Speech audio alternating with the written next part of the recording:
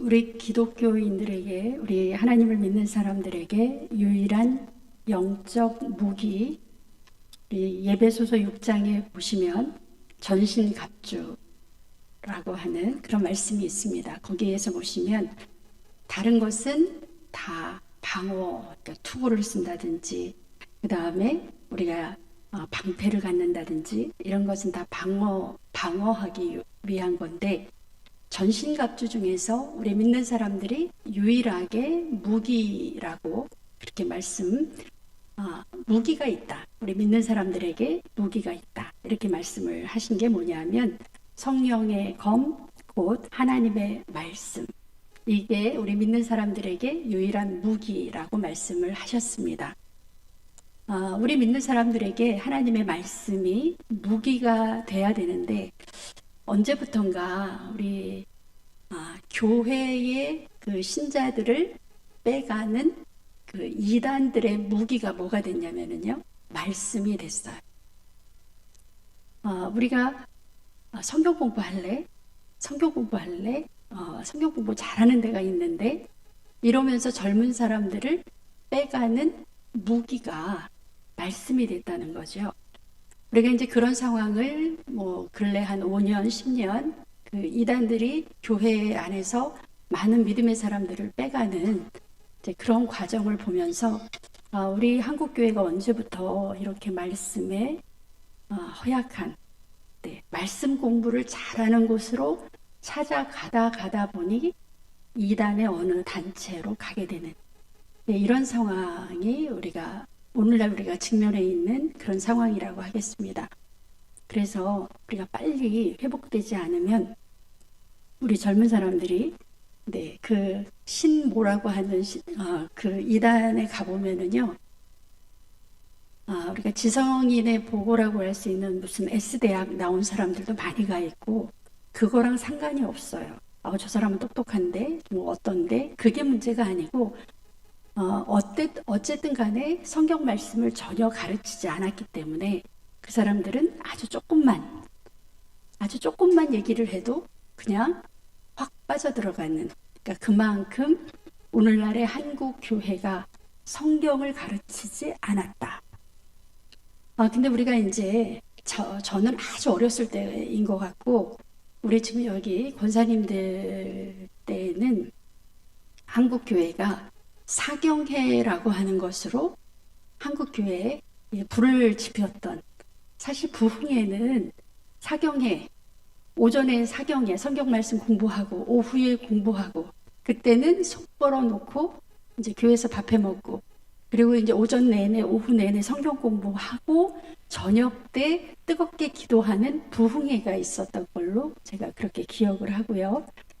그래서 한국에 많은 사람들이, 그때는 한글을 모르는 사람이 많았는데 얼마나 열심히 성경 공부를 가르쳤는지, 교회만 가면 뭐를 다 띄어요? 한글을 다 띄는 거예요. 교회만 다니면 문맹에서 탈출하는 이제 그런 한국의 기독교 역사 중에서 아주 놀라운 때가 있었습니다. 그런데 세월이 가면서 사경회가 싹 없어지고요, 부흥회만 남았어요. 그러다 또 세월이 좀 가니까 부흥회도 없어졌어요.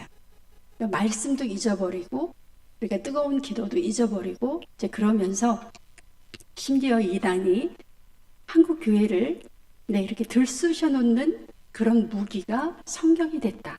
이건 정말 가슴 아픈 이제 그런 이야기라고 하겠습니다. 그래서 우리 믿음의 선배 되시는 우리 모든 분들이 교회는 최소한 신모모보다는 성경을 더 잘 가르치고 성경을 더 열심히 배우는 교회다 라고, 그래서 거기 가는 것보다 우리 교회에서 성경 공부하는 게 훨씬 더 재미있고 훨씬 더 좋아 라고, 이 이야기를 누가 해야 돼요? 우리가 해야 됩니다. 우리가 그 이야기를 해야만 우리 믿음의 후배들이, 대학생들도 그렇고 직장인들도 그렇고요, 뭔가 좀 더 알고 싶은데, 또 성경을 좀 읽고 싶은데, 그러면 한일교회로 가라고, 이렇게 소문난 교회가 되기를 바랍니다. 소문난 교회가 되기를 바랍니다. 아멘. 네, 지금 PPT가 네. 오늘은 우리 15번째 성경 강의 시간입니다. 오늘의 주제는 우리 주보에는 남유다의 멸망 이렇게 나왔는데요. 성경을 준비하다 보니까 주제가 너무 커서 주제를 조금 작게 나누었습니다. 그래서 오늘의 주제는 여러분이 잘 아시는 히스기야와 이사야에 대한 주제를 가지고 오늘 말씀을 같이 보겠습니다. 히스기야 하시면 뭐가 가장 이렇게 딱 생각이 나세요? 우리 모든 사람이 다 알고 있는 히스기야. 네, 병이 들었는데 하나님한테 열심히 기도해서 15년이나 연장을 받았다. 네, 더도 말고 덜도 말고 딱 그것만 알아요. 그래서 오늘은 히스기야와 이사야 선지자의 이야기를 우리가 같이 보겠습니다. 네, 히스기야가 나라가 굉장히 어려울 때 어떤 선택을 했고 이사야가 어떻게 충고를 했는지 말씀을 같이 보겠습니다. 이제 우리가 남유다에 대해서 이제 여러분이 잘 아실 텐데요. 남유다는 누가 시작해서 르호보암이 시작해서 르호보암은 솔로몬의 아들입니다. 그래서 남유다는 다윗 왕족, 예, 다윗의 그 아들들로 이루어진 다윗 왕족. 네, 저렇게 시작을 해서요. 우리 지난 시간에 보셨던 아하스 왕, 네, 아하스 왕이 12번째 왕입니다. 오늘은 아하스의 아들인 히스기야. 네, 한번 같이 해보겠습니다. 아하스의 아들 히스기야. 네, 왜냐하면 두 사람을 같이 알아야 돼요. 아하스라고 하는 히스기야의 아버지가 판단을 잘못해서 그 아들이 얼마나 고생을 하는지 여러분이 한번 성경을 통해서 같이 보시면 좋을 것 같습니다. 네, 이렇게 쭉 보시면 아까 르호보암으로 시작해서 남유다는 왕이 20명, 그러니까 시드기야 20번째 왕이 시드기야인데 이때 나라가 망해요. 그래서 남유다는 우리가 잠깐 북이스라엘은 왕이 19명 있었잖아요. 근데 남유다는 왕이 20명, 시드기야 때 나라가 망했습니다. 350년 정도, 남유다의 역사가 350년 정도 되고요. 저때 정세를 다시 한번 정리를 하겠습니다. 당시에는요,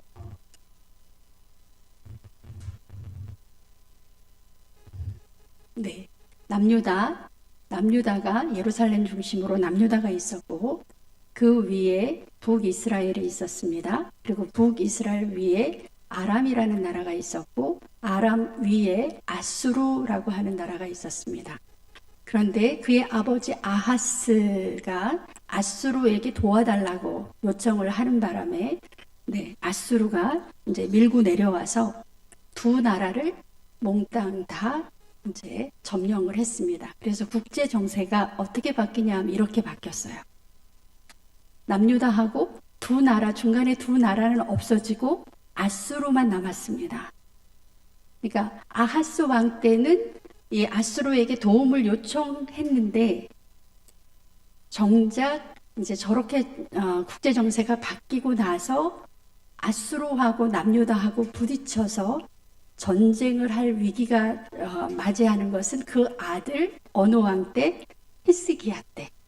그래서 오늘의 배경이 되는 그런 배경은 바로 저렇게 남유다와 아수르가 국경을 맞대고 있는 이제 그런 상황이라고 하겠습니다.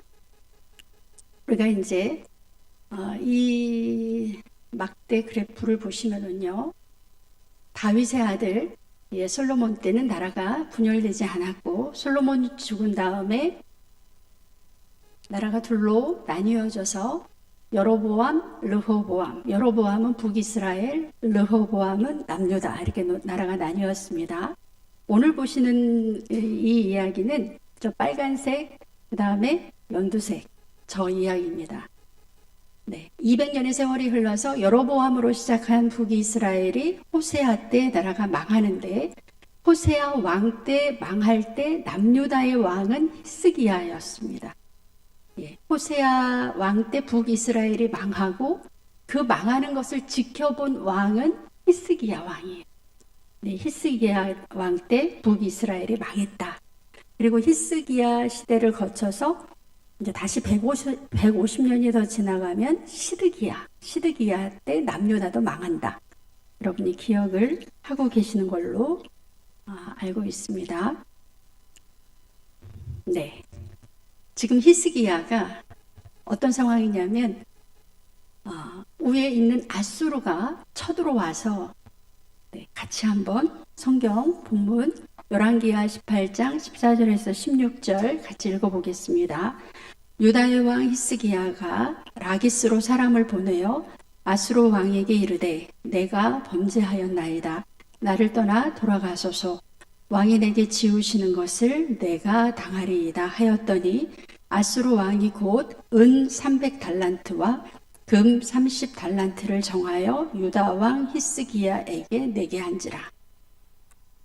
예, 이제 아수르라고 하는 거대한 제국이 남유다까지도 이제는 하나만 남았잖아요. 남유다 히스기야에게 이제 막 협박하고 이제 쳐들어오려고 하고 그런 상황입니다.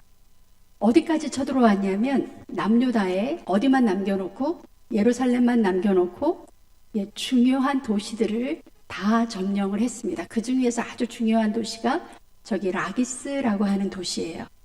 저기까지 다 점령을 하고 나서 도저히 히스기야가 이제 조금만 더 있으면 이제 예루살렘이 점령당하고 나라가 망할 것 같아요.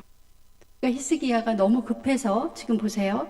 라기스로 사람을 보내어서 아수르 왕에게 뭐라고 하냐면 내가 범죄하였나이다. 나를 떠나 본국으로 돌아가 주세요. 내게 지우시는 것을 내가 다 당하리이다. 그러니까 조공을 원하는 대로 다 바치겠습니다. 그 말이에요. 조공을 아수르 왕이 내라고 하는 대로 다 낼 테니 이제 여기까지만 예루살렘은 오지 마시고 여기 라기스까지만 침략을 하세요. 이제 그 말이잖아요. 그래서 아수르 왕이 그래 얼마를 낼 수 있는데 그러면서 은 300달란트와 금 30달란트. 우리 달란트 공부하셨죠? 저게 얼마나 큰 금액인지. 네, 은 300달란트, 금 30달란트. 이거를 이제 조공으로 바치면 내가 예루살렘을 침략하지 않겠다. 이렇게 이야기를 합니다. 그러면 남유다 히스기야 왕 입장에서 저 말을 딱 들었을 때 그래 저쯤이야 내가 충분히 감당할 수 있지. 우리나라가 충분히 해결할 수 있지. 그랬을까요? 아니면 이제 저 돈을 어떻게 충당을 했을까요? 히스기야가 이에 여호와의 성전과 왕궁 곳간에 있는 은을 다 주었다. 어디 있는 은을 갖다 줬어요? 성전에 있는 것, 왕궁 곳간에 있는 은을 아수르에게 다 갖다 주고 이제 금을 갖다 줘야 되는데 금은 어디에서 이거를 만들었냐면 16절에 보시면 또 그때에 유다 왕 히스기야가 여호와의 성전 문의 금과 자기가 모든 기둥에 입힌 금을 벗겨서 모두 아수르 왕에게 주었더라. 와, 이거 정말 성전 문에 금으로 싹 입힌 거. 이제 저렇게 금을 많이 입힌 왕이 어느 왕이었어요? 다윗이 준비하고 솔로몬이 이제 성전 안에 금으로 다 입혔고 뭐 이렇게 문도 다 금으로 입혔는데 이제 저 금을 다 벗겨가지고 아수르 왕에게 조공으로 바쳐야 되는 이제 그런 상황이 됐습니다. 이 조공을 바치는 것이 너무 어려우니까 히스기야 왕이 생각을 했습니다. 어떡하지? 아수르 왕에게 이렇게 계속 조공을 바칠 수는 없는데 누구한테 좀 도와달라고 해야 되겠다. 그 나라가 어느 나라예요? 저 밑에 있는 애굽이라고 하는 나라에 도움을 좀 요청을 해야 되겠다. 이렇게 생각을 했습니다. 네. 그리고 이제 이 히스기야가 애굽에 도움을 청하는 거하고 또 하나 한 일은 뭐냐면 자주국방, 어떻게든지 아수르가 침공해 올 때 우리가 막아야 되겠다. 네, 그래서 히스기야가 왕위에 오른 지 6년 만에 나라가 북이스라엘이 망했어요. 그리고 아수르가 다시 남유다 쳐들어온 게 히스기야 14년이니까 8년 정도 이제 우리가 자주국방 열심히 뭔가 성도 쌓고 뭐 이렇게 준비해서 아수르가 우리나라 쳐들어왔을 때 좀 막아야 되겠다. 자주국방의 의지가 굉장히 아주 그래서 이제 그 한 거가 이렇게 성경에 나와 있어요.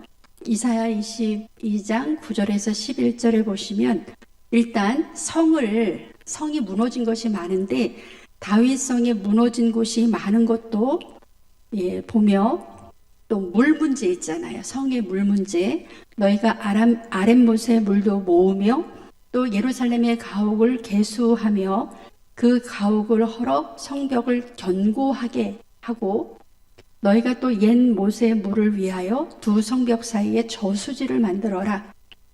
우리가 이제 저기에 그 지형을 잘 모르시기 때문에 확 와닿진 않아도 일단 뭐를 견고하게 쌓자? 성벽. 그 다음에 그 이스라엘 백성이 마실 수 있는 물을 확보하자. 그 말입니다. 그런데 문제는 저렇게 자주국방의 어떤 자세는 참 좋은 거잖아요. 근데 뭐가 문제냐면 그러나 너희가 이를 행하신 이를 앙망하지 아니하였고 이 일을 옛적부터 경영하신 이를 공경하지 아니하였더라. 누구를 배제하고 지금 내 힘으로 나라를 지키겠다. 이게 문제인 거예요.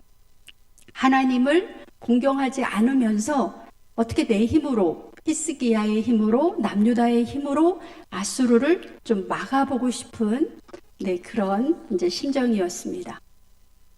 그래서 히스기야가 이제 얼마나 자주국방의 의지가 강했냐 하면 수로를 만들었어요. 수로를 만들었는데 수로를 왜 만들었냐 하면 예루살렘이라고 하는 그 성의 문제는 뭐였냐면 물이 문제였습니다. 모든 옛날 성은 물을 어떻게 확보하느냐가 전쟁에서 거의 승패를 좌우한다고 하겠습니다. 그런데 예루살렘은 시온산을 중심으로 동쪽 자락에 기혼이라고 하는 샘물이 있어요. 사시사철 계속 샘물이 솟아납니다. 이게 유일한 예루살렘의 수원, 여기에서만 물을 구할 수 있는데 문제는 예루살렘 성은 성 위에 있어요. 그러니까 밑에는 자연적으로 이렇게 절벽처럼 형성이 되어 있어서 이 절벽 위에 예루살렘 도시가 있어요. 산 위에 도시가 있는데 물은 어디 있어요? 산 아래에 있어요. 그래서 이제 전략적으로 생각을 했습니다. 이 물을 어떻게든지 확보해야 되니까 그러면 성을 어떻게 쌓아야 되겠어요? 이 바닥에 있는 기혼샘을 이렇게 막으면서 아래쪽에다가 성을 쌓으면 어떤 문제가 생길까요? 적이 쳐들어왔을 때 그 성을 공격하기가 아주 쉬워집니다. 성이 낮아지니까. 그래서 고민하다가 히스기야가 이 물 문제를 해결하기 위해서 지하 수로를 판 거예요. 지하 수로를 만들어서 성 안쪽으로 이 기혼 샘물이 이렇게 들어오도록 그렇게 만들었습니다. 그래서 발견된 이 터널의 길이가 533m라 그래요. 근데 이 지하 터널이 직선 거리로 가면 338m다. 여러분이 이제 이 지도를 보시면 가운데 이렇게 뾰족하게 그린 게 성벽이에요. 아래쪽 성벽에 보시면 여기가 기온샘이에요. 동쪽. 여기에서 물이 나와요. 샘물이 있어요. 그런데 이 물이 여러분 아래쪽에 두 줄로 그려진 물줄기 보이시나요? 그 물줄기 따라가면 성 안이에요? 성 밖이에요? 성 밖이에요. 그러니까 전쟁이 없을 때는 저 성 밖에 저렇게 물이 흘러가도 그냥 저 물이 어디로 들어가냐면 실로암 물로 저수지로 들어가요. 실로암 연못으로 들어가요. 아무 문제 없어요. 근데 전쟁이 일어나면 성 바깥에 샘물이 있고 그 샘물이 흐르는 물줄기가 성 바깥에 있어요. 누구만 좋은 꼴이에요? 적군들은 저기에서 저렇게 물이 있으니까 뭐 1년도 좋아요. 2년도 좋아요. 저 전쟁을 얼마든지 치를 수가 있어요. 근데 성 안에는 물이 없는 거예요. 그래서 히스기야가 저기 기온샘, 저 빨간색 고개에서부터 시작해서 성 안으로 물줄기 이렇게 성을 지하 터널을 이렇게 팠습니다. 여러분이 보셔도 지하 터널인데 이렇게 직선거리가 아니죠. 꾸불꾸불꾸불해서 지하로 해가지고 실로암 민못이라고 하는 곳에 물이 모이도록, 그러면 지하로 저렇게 물이 흐르기 때문에 그 성 바깥에 있는 사람은 저 물줄기를 발견할 수가 없는 거예요. 그러니까 성 바깥에서 진을 치고 있는 적군들은 물을 구경할 수가 없어요. 저 기가 막힌 작업을 누가 했다고요? 히스기야라고 하는 오늘 배우시는 이 왕이 어느 상황을 대비하려고 아수르가 지금 이 남유다를 쳐들어오는 이 상황을 대비해서 우리가 어떻게든지 아수르를 좀 이겨보자 해서 저런 노력을 했습니다. 저게 언제 발견이 됐냐면요, 1838년에 발견이 됐어요. 미국의 성서지리학자가 지하 터널을 발견했습니다. 근데 그때는 진흙이 막 이 안에 꽉 차 있어서 저기를 이렇게 거의 기어가다시피 533m를 거의 더듬다시피 해가지고 여기 이런 터널이 있네 하고 발견을 했대요.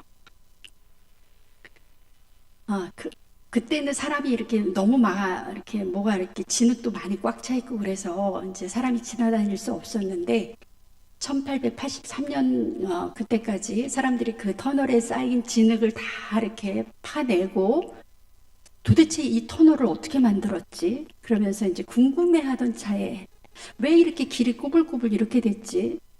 이걸 어떻게 도대체 팠을까? 막 그러고 있었는데 그 안에서 저 비문이 발견이 됐습니다. 저 비문을 해석을 해보니까 인부들이 서로를 향해서 두드렸다, 이런 기록이 있는 거예요. 인부들이 서로를 향해서 두드리고 소리 나는 곳을 향해서 징을 쪼았다. 그리고 그걸 쪼고 이렇게 징을 이렇게 쪼아서 이 돌을 쪼개고 하다 보니까 물이 만났다, 이런 표현이 있는 거예요. 그래서 학자들이 저 터널은 어떻게 만들어졌냐면, 다시 위로 갈게요. 아까 그 지도 다시 보시면 양쪽에서 기혼샘에서 사람들이 지하로 파들어가고 저기 실로암 그 윗못에서 동시에 착공을 한 거예요. 그래서 물을 이제 그렇게 양쪽에서, 왜냐하면 빨리 해야 돼요. 아수르가 지금 언제 쳐들어올지 몰라서 저렇게 파가다가 가운데 보시면 저 가운데 보라색으로 서로가 만난 곳 이렇게 제가 표시를 해놨는데요. 양쪽에서 파들어 와서 이제 서로 소리를 들으면서 어느 정도 거리에 있겠다. 그렇게 하면서 파서 결국은 만난 곳이 바로 저곳이라고 합니다. 그래서 지금도 학자들이 그 옛날에 저렇게 지하 수로를 팠다는 것이 정말 로마 시대 이전에 거의 아주 가장 잘 만들어진 지하 터널이다. 궁금하시죠? 우리 지난번에 성지순례 다녀오신 분들은 이제 구경을 했습니다. 어떻게 생겼냐면 저렇게 생겼어요. 한 사람이 횃불을 들고 저기를 지나갈 수 있을 정도의 통도고 높이예요. 밑에 물이 흘러요. 근데 물의 그 양쪽의 높이가 한 32cm 밖에 안 된대요. 그러니까 경사가 거의 없는 거예요. 왜 그렇게 만들었냐 그랬더니 물소리가 안 나도록 흘러가게 하기 위해서. 물소리가 나면 왜 안 돼요? 바깥에 있는 적군이 저기 뭔가 물소리가 나니까 물이 어디 있나 보다 하고 팔까봐 거의 물소리가 안 나도록, 처음에 들어갈 때는 높이가 그래도 제법 높은데 중간쯤 가면 저렇게 사람이 거의 구부려야 저기를 지나갈 수 있는 이제 저런 터널. 와, 놀랍지 않습니까? 저거 왜 했다고요? 그래서 이제 후대 사람들이 저 터널을 히스기야 터널 이렇게 불러요. 요즘은 아주 관광 명소가 되어 있습니다. 그런데 히스기야 터널을 아는데 저거를 왜 팠지? 왜 물을 이렇게 아래로 굳이 저렇게 막 물줄기를 돌려가면서 저렇게 만들었지? 이제 오늘 여러분이 배우셨습니다. 근데 이제 제가 오늘 굳이 이거를 이렇게 설명을 조금 길게 하는 이유는 우리 인간들이 얼마나 교만한가 하면 성경에 저런 성경 구절이 있어요. 열왕기하 20장 20절에 뭐라고 되어 있냐면 히스기야의 남은 사적과 그의 모든 업적과 저수지와 수도를 만들어서 물을 성 안으로 끌어들인 일은 유다왕 역대지략에 기록되지 아니하였느냐. 그러니까 히스기야의 여러 업적을 얘기할 때 물을 성 안으로 끌어들인 일을 가장 아주 중요한 일 중에 하나로 꼽고 있잖아요. 그리고 또 역대하 32장 30절에 이 히스기야가 또 기혼의 윗샘물을 막아서, 아까 기혼 보셨죠? 집에 가셔서 이제 유튜브나 좀 큰 TV 화면으로 보시면 더 정확하게 보실 수 있을 것 같아요. 기혼의 윗샘물을 막아 그 아래로부터 다윗성 서쪽 실로암 연못까지 곧게 끌어들였다. 히스기야가 그의 모든 일에 형통하였더라. 이런 본문이 있는 거예요. 근데 아까 저 터널이 언제 발견됐어요? 1838년, 그러니까 19세기에 발견이 됐습니다. 그러니까 그전에는 예루살렘을 아무리 찾아봐도 벽 주위, 성벽 주위를 아무리 봐도 물줄기커녕 아무것도 발견할 수가 없었어요. 그러니까 사람들이 뭐라고 얘기하냐면 저 성경 본문이 어떤 본문이에요? 역사성이 없는 본문. 이렇게 우리 사람들이 교만합니다. 성경을 놓고 내 머리로 이해가 안 되면 아닌 거예요. 이거는 믿을 수 없는 이야기가 됩니다. 이 히스기야 터널이 발견되고 나서야 비로소 성경의 기록이 맞다. 이렇게 우리가 고백을 했어요. 그러니까 발견되지 않으면, 우리 눈에 안 보이면 성경은 어떤 거예요? 못 믿을 책이라고 우리가 생각을 하는 거예요. 대표적으로 아수르의 수도 니느웨가 19세기 발견됐어요. 근데 성경에는 니느웨에 관련된 많은 성경이 있어요. 나홈서도 있고 요나서도 있고.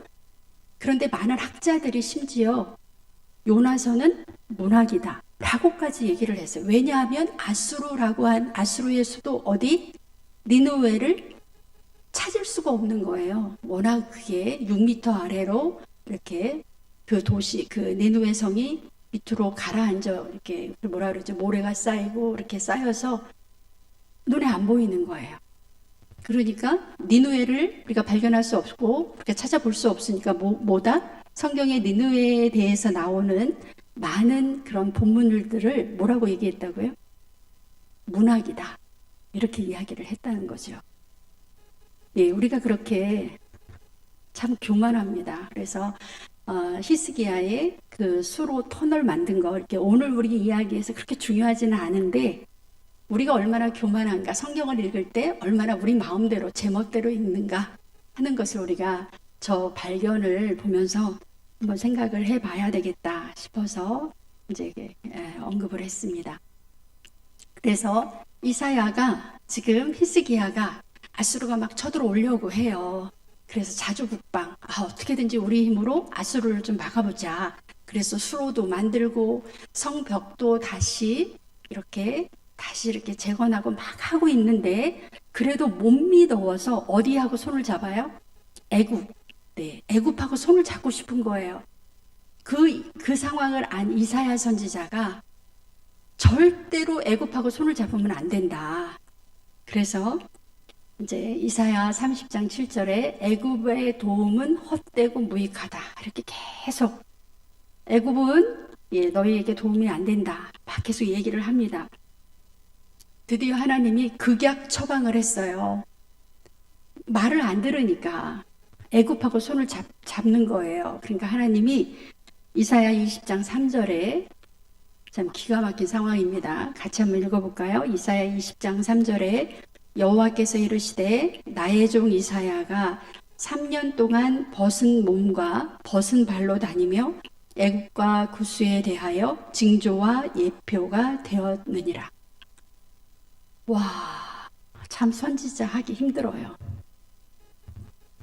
예, 저런 거를 우리 보고 저보고 하라고 하면 아유, 선지자고 뭐고 목회자고 뭐고 못하겠다 이럴 것 같아요. 이사야 보고 하나님이 3년 동안 벗은 몸과 벗은 발로 다니라는 거예요. 벗고 다니라는 거예요. 남들이 이런 사람을 가리켜서 뭐라 그래요? 미친, 네, 왜 그러면 왜 선지자 보고 벗고 다니라고, 그것도 하루도 아니고 이틀도 아니고 3년 동안이나 벗고 다니라고, 그게 바로 징조와 예표다 이렇게 말씀을 하시는 거예요. 그 당대의 지식인이었던 이사야 선지자가 3년 동안 벗은 몸과 벗은 발로 예루살렘 시내를 다닌 이유, 왜 그랬을까요? 남유다가 하나님보다 더 의지하는 애굽이 장차 당하게 될 수모가 이런 거다. 남유다가 나중에 포로로 끌려갈 때, 애굽이 나중에 포로로 끌려갈 때 저런 수치를 당할 거다. 미리 한번 봐라. 너희가 의지하는 애굽이 아무것도 아니다. 포로로 이렇게 끌려가서 수치를 당하는 애굽의 모습을 나를 보면서 나를 보면서 내가 곧 애굽이다. 이렇게 애굽이 힘도 없고 애굽이 의지할 그런 동맹을 맺을 그런 상대가 아니다라는 것을 보여주기 위해서, 여러분 말로 할 때 좀 이렇게 들으면 좋겠는데 우리는 잘 그렇게 못하죠. 이사야가 벗은 몸으로 참 어렵습니다. 그래서 이사야가 벗은 몸으로 다니고 또 계속해서 말씀을 뭐라고 하냐면, 도움을 구하려 애굽으로 내려가는 자들은 화 있을진저 그들은 말을 의지하며 병거의 많음과 마병의 심히 강함을 의지하고 이스라엘의 거룩하신 이를 앙모하지 아니하며 여호와를 구하지 아니하나니. 늘 저게 문제예요. 뭐 말을 의지할 수도 있고 병거를 의지할 수도 있고 전쟁을 하려면 마병도 필요한데, 그거보다 더 중요한 게 뭐예요? 하나님을 의지하는 게 먼저. 하나님을 의지하고 나서 말도 필요하고 마병도 필요하고, 이게 순서가 이런 건데, 지금 남유다의 히스기야 왕과 남유다 사람들은 애굽만 의지하고 하나님을 의지하지 않았다. 그게 이사야가 계속 이야기를 하는 겁니다. 드디어 뭐 했어요? 남유다와 동맹을 맺었어요. 와, 이렇게 하면 안 되죠? 네, 남유다하고 동맹을 맺었습니다. 맹약을 맺으나 나의 영으로 말미암지 아니하고 죄에 죄를 더하도다. 그들이 바로의 세력 앞에서 스스로 강하려 하여 애굽의 그늘에 피하려 하여 애굽으로 내려갔을 때 나의 입에 묻지 아니하였다. 그렇게 이사야가 경고하고 아무것도 아니다, 애굽을 의지할 상대가 아니다, 그렇게 얘기를 했는데 히스기야는 드디어 애굽과 동맹을 맺었습니다. 네, 그러면 뭔가 남유다에게 좋은 일이 있어야 되잖아요. 애굽파 뭔가 도와줄 사람이, 도와줄 나라가 생겼으니까. 그런데 그건 인간의 계산이고요. 정말로 어떤 일이 일어났냐면 기가 막힌 일이 일어났습니다. 아수르가 남유다 요만한, 아수르는 이만한데 남유다는 요만해요.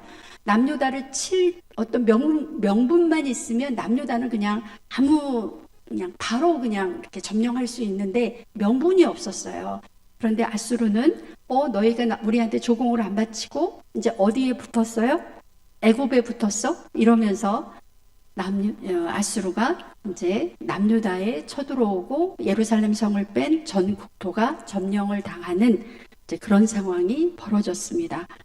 네, 히스기야 왕 14년에 아수르 왕 사네립이 올라와서 유다의 모든 견고한 성을 쳐서 취하니라. 예루살렘만 남았어요. 어떻게 할까요? 애굽을 의지했는데도 별 볼 일이 없어요. 성을 다시 이렇게 만들었는데도 그게 별로 도움이 안 돼요. 어떻게 해야 될까요? 히스기야 왕이 뭘 선택을 했을까요?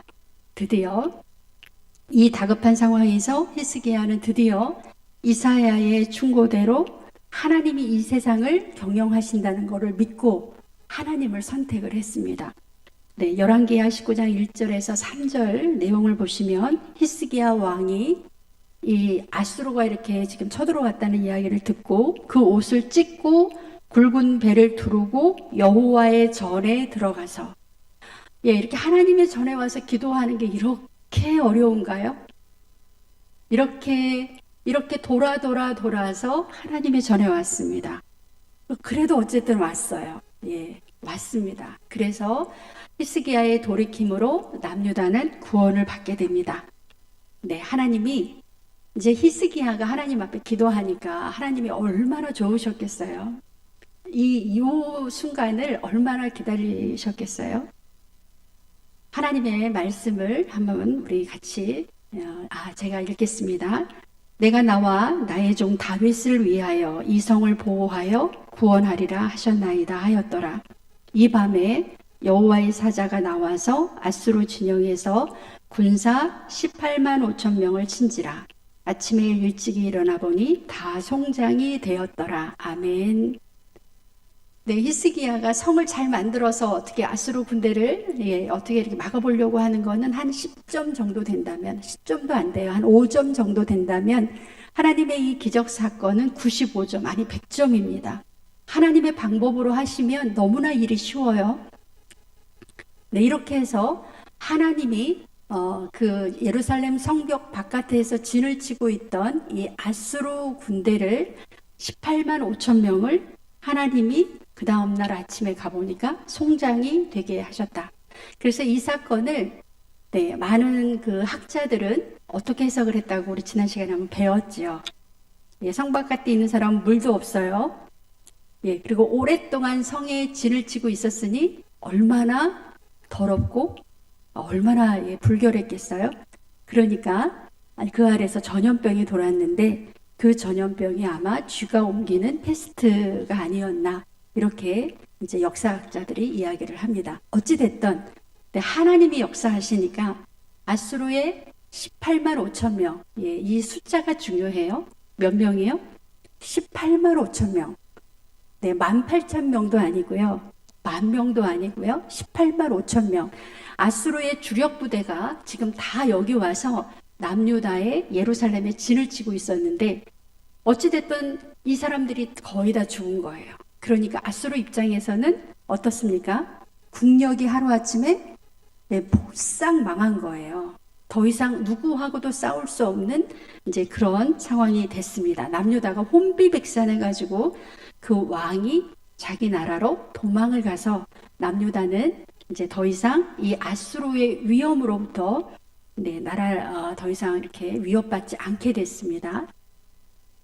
히스기야는 그동안 이사야의 충고는 무시하고 아수르의 포위에 대비해서 자주국방 정책을 펴서 성벽에 기대어 사는 가난한 사람들이 온막을 전쟁 준비를 위해서 헐어버렸다. 네, 아수르가 너무나 무서웠고 너무나 파죽지세로 지금 막 이렇게 올라왔기 때문에 히스기야는 가난한 사람 뭐 이런 거 지금 눈에 들어올 상황이 아니었어요. 성벽을 다시 증축하고 다시 이렇게 튼튼하게 한다고 성벽에 기대어 사는 가난한 사람들을 다, 그 집을 다 헐어서 성벽을 다시 증축하는 이제 그런 일까지 했습니다. 이렇게 해서 엄청난, 그 많은 나라들이 다 망했는데 어느 나라만 망하지 않았어요? 남유다만 살아남았어요. 놀라운 기적입니다. 이렇게 큰 일을 하고 나서 히스기야가 병들어 죽게 됐어요. 병이 났어요. 여러분이 잘 아시는 열왕기하 20장 1절에 그때 히스기야가 병들어 죽게 되매 아모스의 아들 선지자 이사야가 그에게 나와서 그에게 이르되 여호와의 말씀이 너는 집을 정리하라. 내가 죽고 살지 못하리라 하셨나이다. 저는 이 대목을 읽을 때마다 가슴이 철렁 내려앉아요. 우리가 요새 의사들이 너 이제 못 살아. 그 말만 들어도 사형 선고잖아요. 근데 의사보다 더한 이사야 선지자가 너는 반드시 죽고 살지 못한다고, 완전히 사형 선고, 집 정리해라, 이제 이런 이야기를 했단 말이죠. 나 같으면 어떻게 했을까? 우리 같으면 여러분 어떻게 하셨겠어요? 여기에서 기도할 그런 어떤 용기가 날까요? 나는 이렇게 해도 이사야 선지자가 말을 해도 나는 기도할 수 있어. 정말 대단한 그런 믿음입니다. 히스기야는 너 이제 반드시 죽을 거야. 하나님이 죽는다고 얘기했어. 이랬는데도 히스기야가 어떻게 했냐면 2절 3절 히스기야가 낫을 벽으로 향하고 여호와께 기도하여 이르되 여호와여 구하오니 내가 진실과 전심으로 주 앞에 행하며 주께서 보시기에 선하게 행한 것을 기억하옵소서 하고 히스기야가 심히 통곡하더라. 네, 교회는요 기도하는 곳이고 여기 와서는 통곡을 하는 곳이 돼야 됩니다.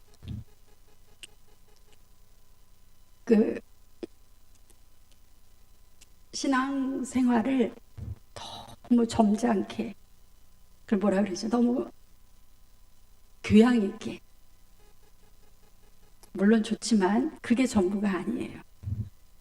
하나님의 전에 와서 통곡할 수 있는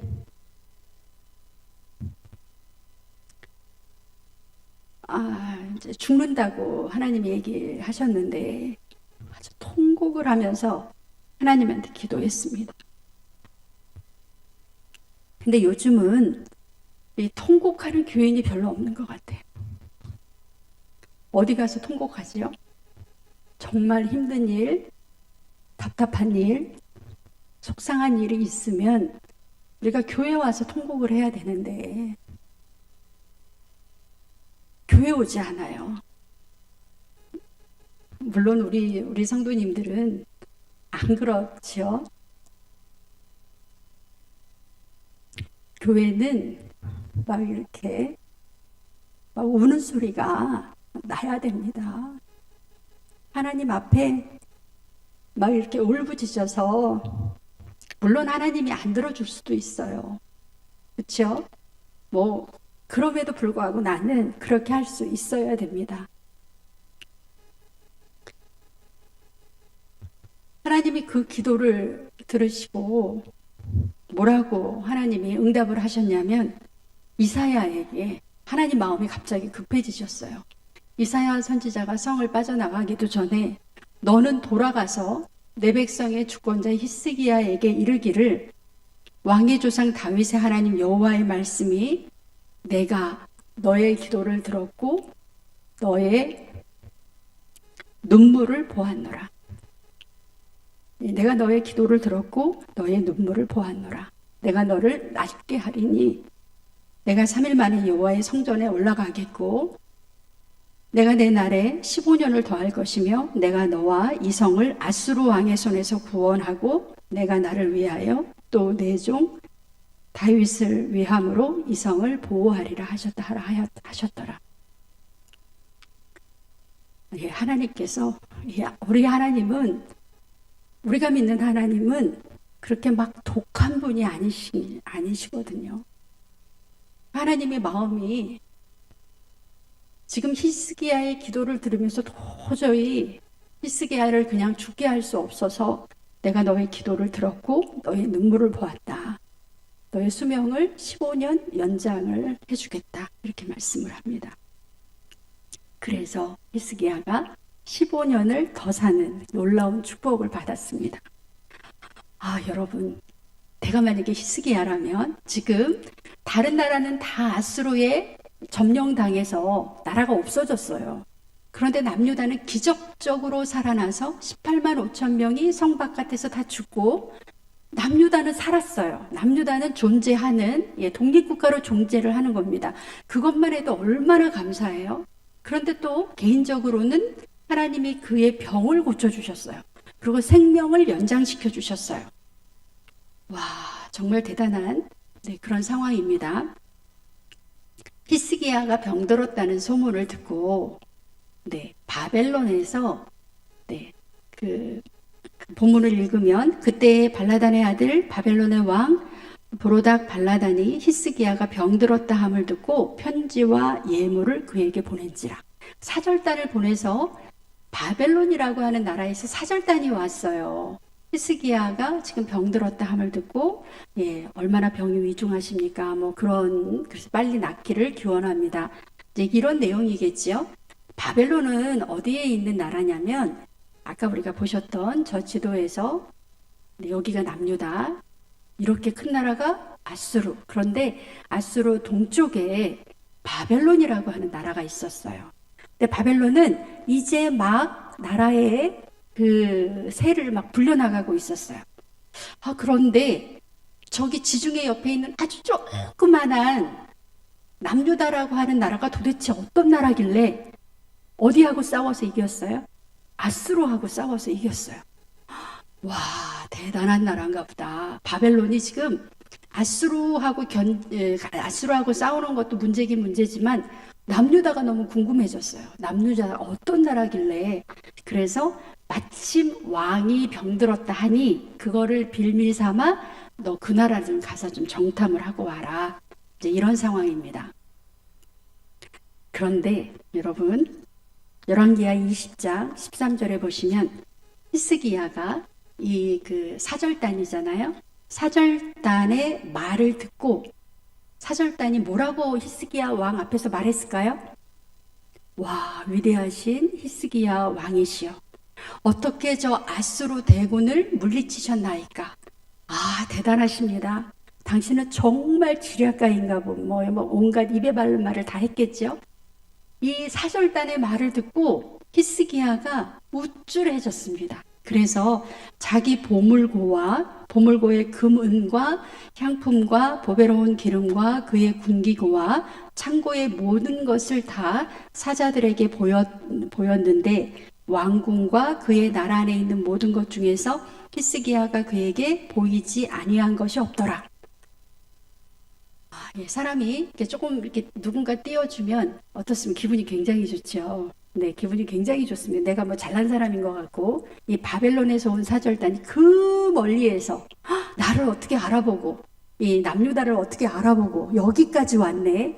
내가 아프다니까 그냥 저 사람들이 벌벌벌 기면서 나한테 이렇게 와서 예물도 주고 막 이런 상황에 히스기야가 잠깐, 지금 제정신이 아닌 거예요. 뭐를 다 보여줬어요, 이 사람들에게? 군기고와 창고의 모든 것을 다 열어서 보여줬어요. 그러면 여러분이 바벨론 사절단입니다. 군기고가 쫙 열리는 순간 여러분이 와, 아수르의 그냥 병기가 대단하네. 이런 상황인가요? 네, 여기 보물 창고를 탁 여니까 막 금이 번쩍번쩍하고 막 은이 많이 있었나요? 아니지요. 아닌 거 어떻게 아세요? 아까 아수르 왕이 조공을 바치라고 은 얼마예요? 300, 금 30, 달란트 내라고 하니까 그게 없어가지고 성전 문에 있던 금을 다 베껴가지고 이 준 주제에 보물고에 뭐가 있겠어요? 보물고에도 별로 없고 군기고에 뭐가 있어요? 그거를 본 바벨론 사절단이 어떤 생각을 했을까요? 어떤 생각을 했을까요? 어머, 나는 이 남유다가 대단한 나라인 줄 알았는데 아무것도 아니잖아. 네, 아무것도 아니잖아 하는 것을 보여준 거예요. 그래서 이런 상황이 이제 궁에서 벌어지는데 이사야가 막 달려왔습니다. 바벨론에서 사절단이 왔다니까 벌써 이사야는 이 국제적인 하나님이 주신 지혜로 국제적인 감각이 있는 이 상황 판단을 잘할 수 있는 사람이에요. 바벨론에서 사절단이 왔다는 소식을 딱 듣고 막 달려왔습니다. 그래서 히스기야 왕에게 물었어요. 뭐를 보여주셨습니까? 어떤 행동을 하셨습니까? 그랬더니 저 이야기를 하는 거예요. 다 보여줬다고. 군기고도 보여주고 보물창고 다 보여줬다고 이렇게 얘기를 하니까 그 말을 듣자마자 이사야 선지자가 뭐라고 얘기했을까요? 이제 우리나라는 망했다. 야, 이제 우리나라는 망했구나. 왜 망했어요? 우리나라가 허당이라는 것을 누가 다 알아버린 거예요. 바벨론이라는 나라가 남유다는 신경 쓸 나라가 아니야. 그냥 가만히 있었으면. 그리고 우리가 더 원하는 것은 그때 히스기야가 어떻게 했어야 될까요? 네, 한번 보겠습니다. 그 결과 이사야가 히스기야에게 이렇게 말을 했습니다. 여호와의 말씀이 날이 이르리니 왕궁의 모든 것과 왕의 조상들이 오늘까지 쌓아두었던 것이 바벨론으로 옮긴 바 되고, 이게 무슨 말이에요? 바벨론의 나라가 망한다는 말이죠. 하나도 남지 아니할 것이요 또 왕의 몸에서 날 아들 중에서 사로잡혀 바벨론 왕궁의 황관이 되리라 하셨나이다.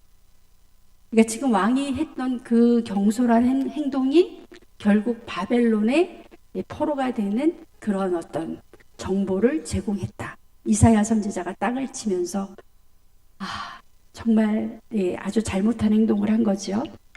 우리가 히스기야 왕을 좀 정리를 해보겠습니다. 히스기야의 또 좋은 면은 우리가 다음 주에 또 살펴보겠습니다. 히스기야는 성경에서 크게 두 번 기도를 했습니다. 첫 번째는 성전에 들어가서 어떤 기도했어요? 아수르가 막 쳐들어올 때 베옷을 입고 하나님 앞에 이 나라를 구해주세요 하는 그 기도. 두 번째 기도는 자신이 병 낫기를 위하는 기도. 그래서 하나님이 병도 고쳐주시고 15년 더 연장해 주시고 3년 후에 아들까지 주셨습니다. 그런데 히스기야 왕이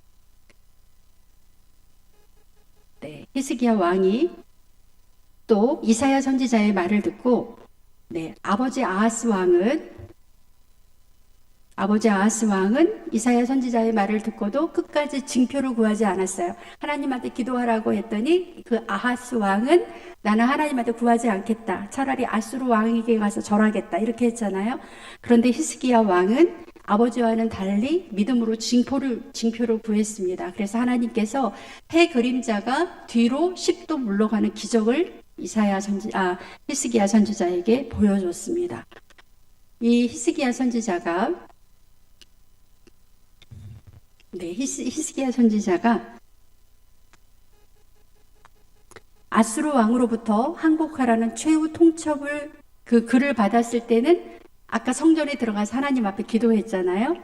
그런데 바벨론 왕의 친필 서신과 선물을 받고서는 어떻게 했어요? 마음이 교만해졌어요. 그래서 그 바벨론 그 사절단이 와서 히스기야 왕이 최고입니다. 막 이렇게 막 하니까 순간 판단력이 흐려지면서 이때 어떻게 했어야 될까요? 누군가가 와서 우리 집사님 최고예요. 우리 권사님 최고십니다. 막 이제 그러면 그래요. 한쪽으로는 그래 내가 최고지, 또 한쪽으로는 아니야. 사실은 내가 이게 누구의 힘으로? 하나님의 힘으로. 한번 비교를 할게요. 다윗 그 당시 국제 정세 바벨론은 아까 말씀을 드린 것처럼 요때까지만 해도 아수르의 보호 아래 얌전하게 있었지만 나중에 이 바벨론이 커져서 아수르를 물리치고 바벨론 제국을 만듭니다. 따라서 바벨론은 남유다하고 우방이 될 그런 관계가 아니에요, 처음부터. 그런데 히스기야는 아무런 의심 없이 바벨론 왕의 특사에게 남유다의 모든 정보를 다 내주는 엄청난 실수를 범했습니다.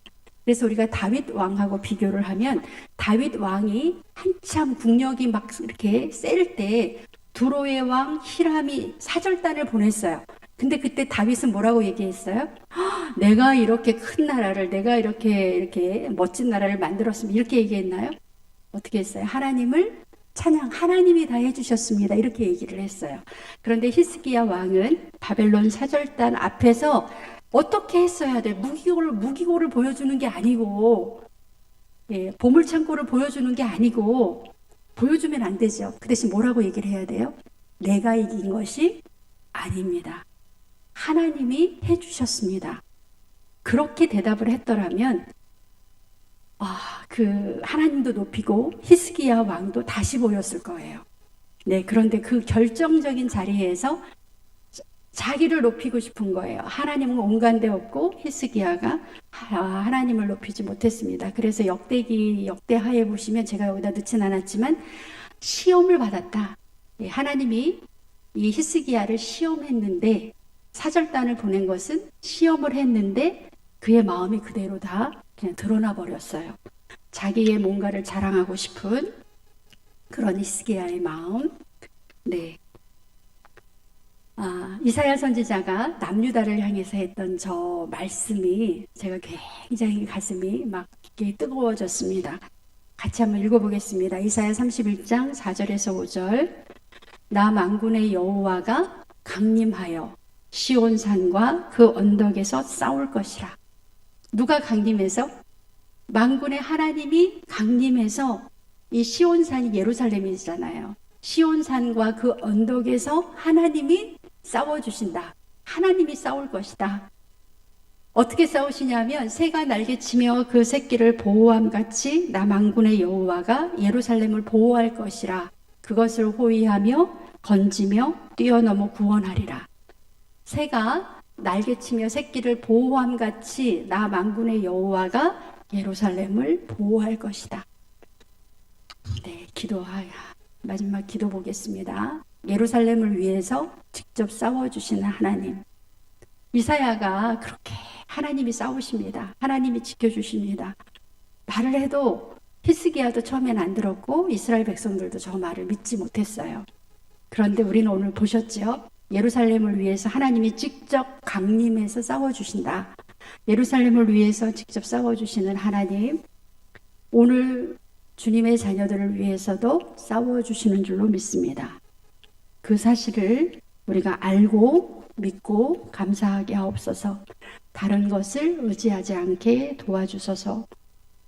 우리가 기도하되 끝까지 기도하게 하시고 겸손하되 하나님 앞에서 끝까지 겸손하게 하옵소서. 네, 우리 찬송 부르시고 제가 기도로 마치겠습니다. 오늘 찬송 531장입니다.